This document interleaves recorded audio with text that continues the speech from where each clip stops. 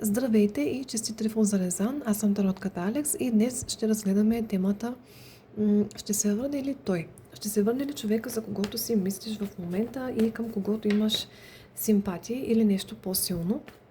Като идеята ми тук е да бъде в един вариант и да бъде максимално резониращо за всички.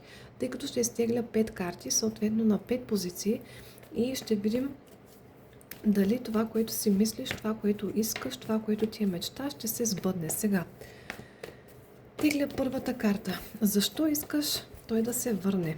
Защо? Защо ти е важно това на теб?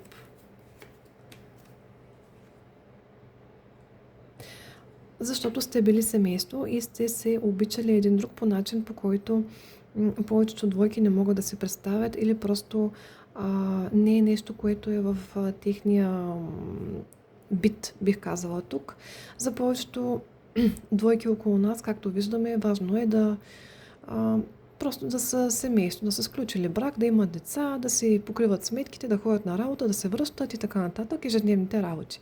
Но тук е имало нещо на по-високо духовно равнище, искам да кажа с тази карта, тъй като това е карта на идилията, това не е просто на семейство, което всяка сутрин се буди, децата отиват на училище, мъжа и жената отиват на работа и всеки ден се върти цикъла като едно колело, което нали, е нещо, което повечето хора са свикнали на този ритъм, но тук е имало нещо повече. Вие си искате този човек обратно, защото той ви носи щастие, което в друг не може да намерите. Това щастие няма как да се го намерите в друг човек, от сега мога да кажа. И съм категорична да, защото това е десятката, това не е пълното удовлетворение. Тук сте имали всичко с този човек.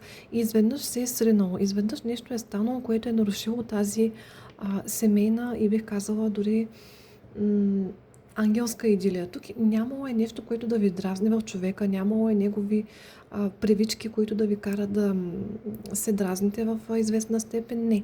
Дори да е имало някакви негови качества, които са били неприемливи, вие сте ги приемали. Вие сте били до него, вие сте го подкрепяли, но това не е само от ваша страна към него, от негова страна към вас също е имало такава любов, имало е такова внимание. Тук бих казала, че наистина боли, когато изгубим човека, с когото сме прекарали толкова много време заедно и имаме спомени с този човек. Наистина е тежко, но сега това е първата карта. Имам още 4 да изтегля и накрая ще направя един синтез на цялата ситуация. Защо не искате човека да се върне? Нека да видим защо не искате и накрая ще кажа дали ще се върне. Тоест, гледаме определени неща в самите карти, които накрая ще кажа. Втората карта. Защо не искате да се върне? Защото по някакъв начин ви е предал. Тук кралицата на мечовете вие сте жена, която е хладна и дистанцирана и разумна и бих казала на моменти доста режеща, което е напълно нормално, тъй като сте добили това си самочувствие след някаква тежка житейска ситуация, така бих искала да го нарека. Променили сте се по някакъв начин, който е бил градивен за вас. Нямало е как да минете без тази хладна енергия спрямо този човек конкретно. Независимо дали сте разведени, независимо дали сте в обикновена раздяла с този човек, без да сте имали официално съжителство заедно, независимо каква е ситуацията тук, не искате да се върне, защото усещате, че той може да ви пречупи отново. Усещате, че той може да ви накара да страдате отново. Има болка, която в момента вие лекувате. Тук усещам енергията на това, че кралица на мечовете, тя си изглежда малко като ледената кралица за останалите. Но вътре в нея има болка. Има тъга, има и страдание, има може би нещо здравословно, което ви тревожи и ви касае пряко. Тук има проблеми, които са възникнали заради този човек, заради разделата с него. Не искате да се върне, защото просто знаете, че отново ще преживеете тази болка и този път не знаете дали ще се възстановите от нея. Сега, какво не е било наред в тези взаимоотношения?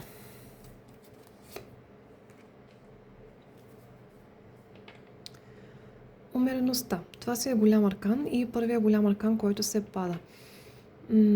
Не е било наред, защото тук е имало леко форсиране на ситуациите.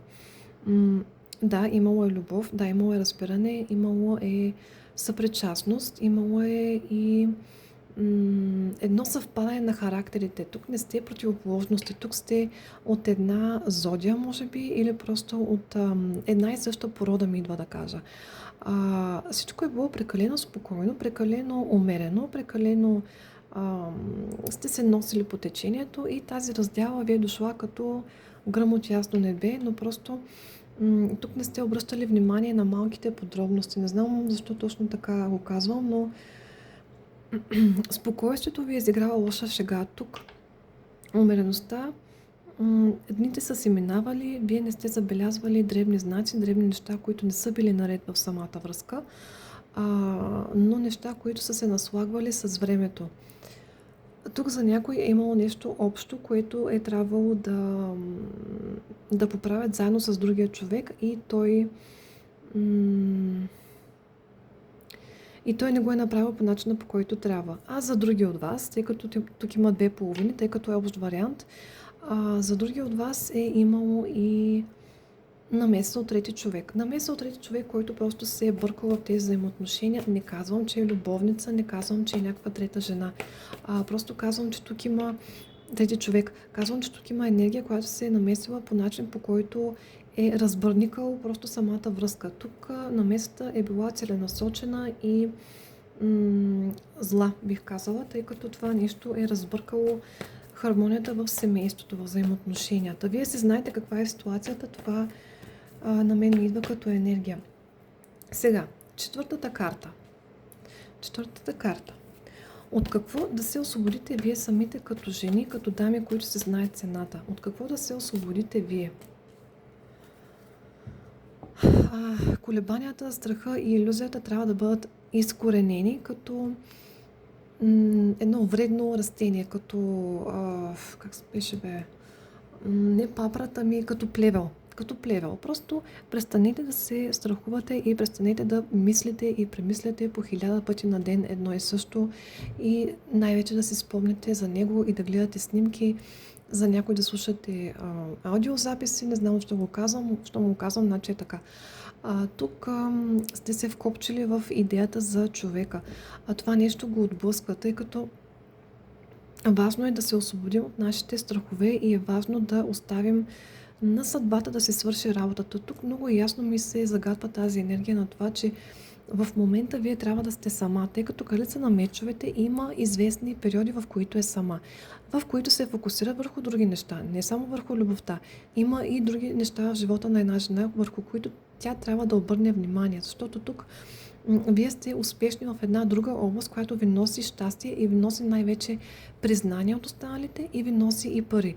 Тук ми се загадва това, че сте жени с професия, не сте просто наети някъде на някаква административна позиция и нямате някакви конкретни знания. Тук е доста така профилирано, бих казала. Сега, искам да изтегля и последната карта и ще навържа всички карти заедно, 5 карти и ще ви кажа, ще се върне ли той. Или съответно тя, тъй като знам, че има и господа, които ме гледат в момента. Малко сте, но от сърце, както се казва. Сега, какво може да научите от тази връзка? Нека да падне картата. Какво да научите от тези взаимоотношения?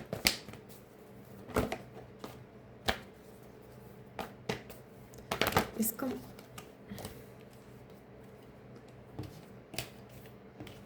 тази се обърна. Така. Волята ви не е достатъчна тук. Научете се малко повече да държите на своето мнение и да си отстоявате позицията, тъй като колесницата това означава, че вървим напред през тълпата и не ни пука кого ще ударим, кого ще блъснем. Просто имаме настървението да вървим напред и да се движим към целта. Сега, имате някаква цел, която искате да постигнете с този човек. Имате и други цели, които са лично ваши. Не знам какви са, няма да гледаме това в момента, но колесницата подсказва, че има да научите още малко относно самоконтрола. Има да се научите малко на това да запазвате себе си и да не се поддавате на енергията на останалите хора около вас и на негативните енергии най-вече, тъй като усещам, че за дамите, които ме гледат, особено тази кралица на мечовете тук, която гледа остро и осъдително, за нея е важно да може да се предпазва. И тя го прави. Но тя го прави сега, тя не го е правила преди. И в момента във вас има една неувереност, която расте и която трябва да бъде просто премахната. Просто погрижете се повече за себе си и всичко останало ще последва. Разбирате ли тук? Важното е наистина вие да обичате себе си и след това и човека ще се обърне към вас и всичко ще се нареди. Сега искам да видя нещо. Имаме 3 големи аркана. Отговора на въпроса, който чакате, ще се върне ли той или съответно тя? Гледаме. В момента имаме 5 карти. Гледаме големите аркани колко са. Колесницата, луната и умереността. 3 големи аркана, което означава да, тъй като в тази подредба на Таро, която е за да или не, която в момента долу горе използвам, когато имаме 3 големи аркана, а картите са 5, значи те преодоляват, те наделяват, т.е. тук е едно да, тук е по-скоро да, човека ще се върне.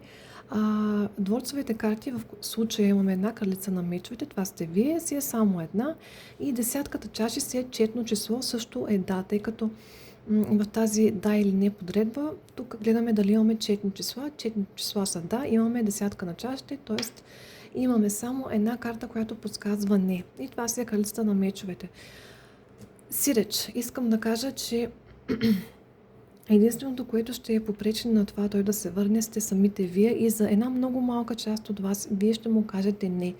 За по-голямата част от вас няма какво да се притеснявате дали ще се върне или не, тъй като той е на път към вас с колесницата. Но тук и вие имате нещо, върху което трябва да поработите сами върху себе си, което е важно за вас самите като жени, тъй като знам, че повечето от вас, между другото на дъното е глупака, което означава ново начало. Повечето от вас сте много привързани към човека, за когото си мислите, но трябва да запомним, че има и други неща в този живот, освен мъжете. Има и други неща, за които да си мислим и които да желаем, така да се каже. Ще изтегля от моите послания сега. Думите на човека към теб. Да си взема това и това. Така.